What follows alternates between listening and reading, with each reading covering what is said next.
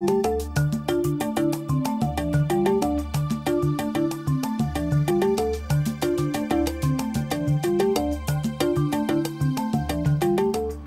Harkin first became involved with patient groups after a serious car crash left her in constant pain.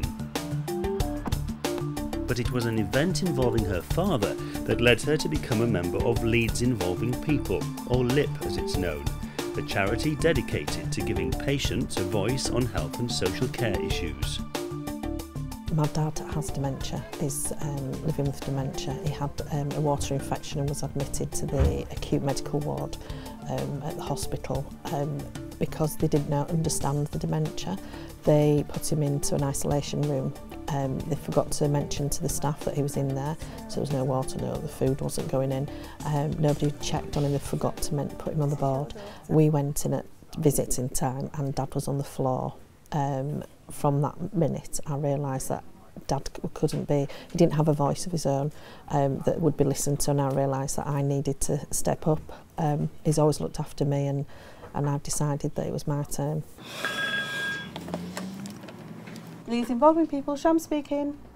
Hi, a friend told me about your organisation and I was kind of thinking I'd like to get involved in some way, but I'm not really sure how it works. I think people feel sometimes that they have no say in how they're looked after and how their health is managed.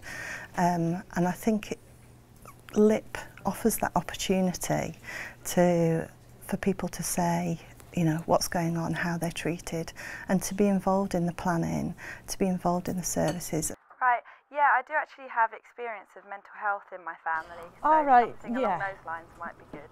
Yeah, so we've got a project called Together We Can. And they are experts by experience.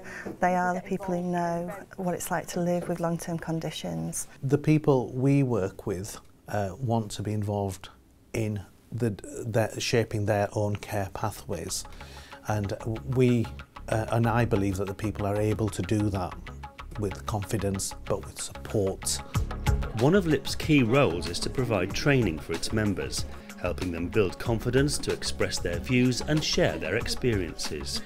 They've opened doors for me to have my voice heard, and not just for my dad. I want to do it for a lot of people, because I know there's a lot of people out there with dementia that aren't been listened to, or they haven't got people to step up and talk for them.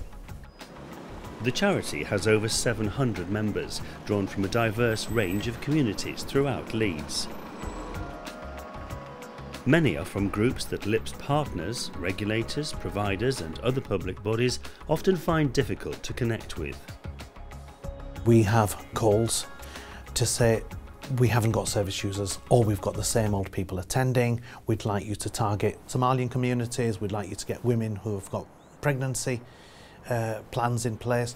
We can go to areas that other professionals sometimes struggle with and have those honest conversations. In the charity's experience, only genuine collaboration between leaders and patients reaps benefits for both parties.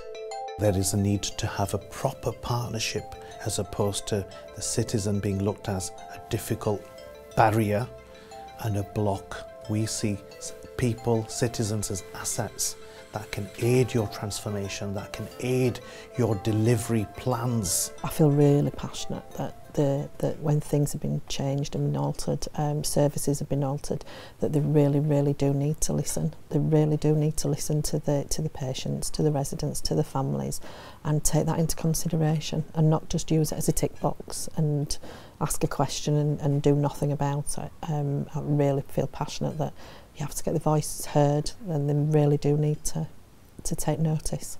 LIP has also discovered that health and social care organisations need to be flexible if they're to engage with patients fully. We need to be more accessible to people, and to enable people to attend meetings, board meetings, to attend working groups. We've had to learn ourselves that having a meeting at 10 o'clock in the morning doesn't suit the needs of people who are on severe medication, and the work pattern that the NHS leader has to have a component of not just doing the ward rounds with the executive board and the chairman.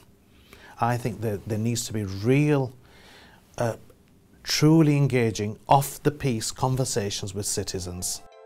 He's had cancer, he's got diabetes, he's bipolar. Through Leeds Involving People, Sue Harkin was invited to open a national conference for the Care Quality Commission.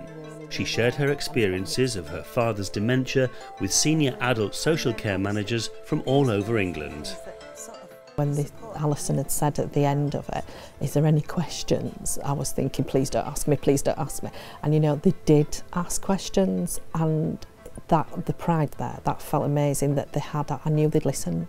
I knew then that they really had listened because they did have questions for both myself and Lily, the other member that had done it. So yeah, I was really proud.